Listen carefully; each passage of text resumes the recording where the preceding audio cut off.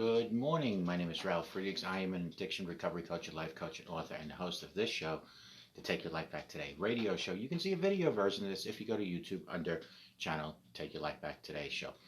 Folks, Ruth, she went to her mailbox, and there only was one letter. She picked it up and looked at it before opening it. But then she looked at the letter again. She stared at it. Friends, there was no stamp, there was no postmark, only her name and address. She read the letter. The letter said, "Dear Ruth, I'm going to be in your neighborhood on Saturday afternoon, and I'd like to stop by for a visit. Love, always, Jesus." Isn't that something, folks? Well, her hands were shaking as she placed the letter on the table. Why would the Lord want to visit me? I'm nobody special. I don't have anything to offer the Lord.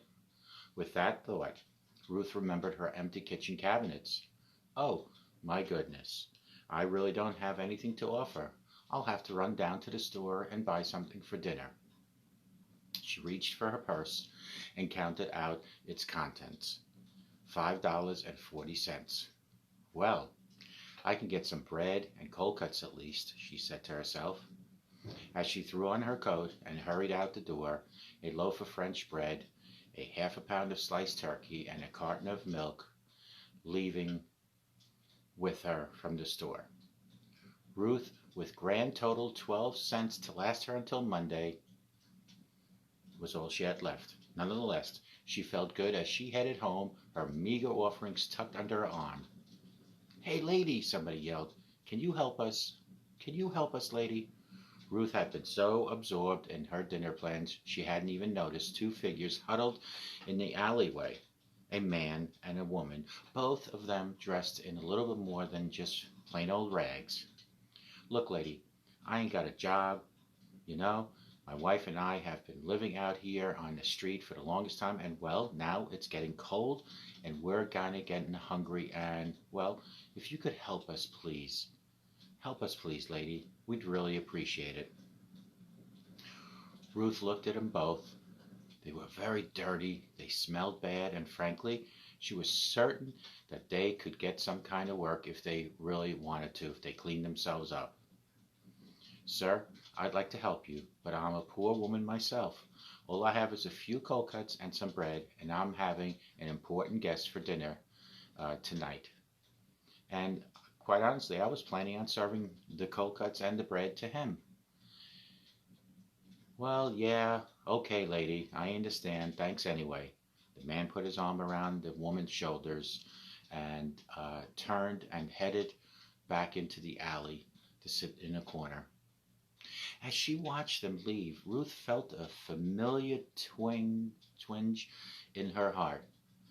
She yelled out, "Sir, wait!" The couple stopped and turned as she ran down the alley after them. "Look, why don't you take this food? I'll figure out something else to serve my guest when he gets there." She handed the man her grocery bag. The man replied, "Thank you, lady. Thank you so much." "Yes, thank you." That's what the man's wife also yelled, and Ruth could see now that she was shivering. "You know, I've got another coat at home. Here, why don't you take this one, and I'll get home and get my other jacket on for myself." Ruth unbuttoned her jacket and slipped it over the woman's shoulders. Then, smiling, she turned and walked back to the street. Without her coat, with nothing to serve for her guest, who was Jesus. Ruth was chilled by the time she reached her front door and worried too. The Lord was coming to visit, and she didn't have anything to offer him.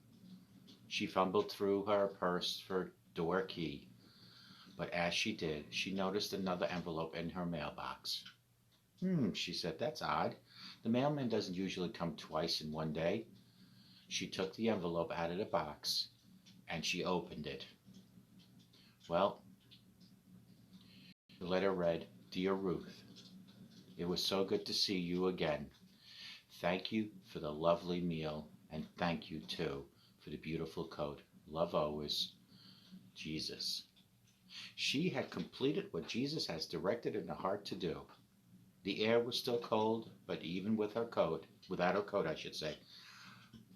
Ruth no longer noticed because Jesus is in her heart.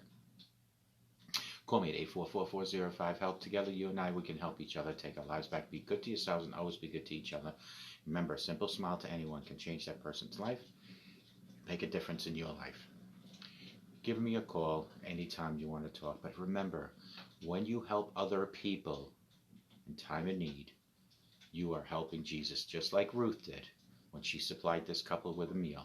Take good care, and remember, God loves you, and we'll see you guys tomorrow, and have a great day. Take good care.